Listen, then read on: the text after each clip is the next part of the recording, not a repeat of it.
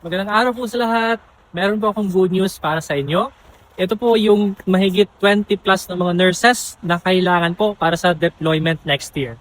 By the end of next year, 2026, nasa Finland na po kayo.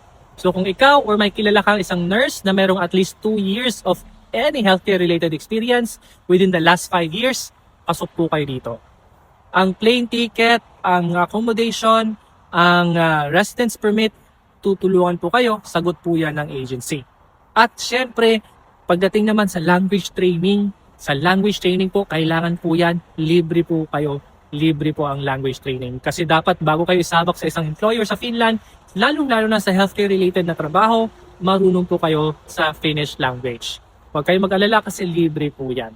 So, assign po kayo sa either sa isang elderly care unit, disability care unit, or di kaya sa mga mental health care facility. So, huwag ka mag-alala kasi i-guide po kayo.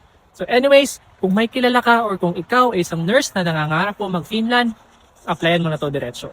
Nasa comment section lang po ang link.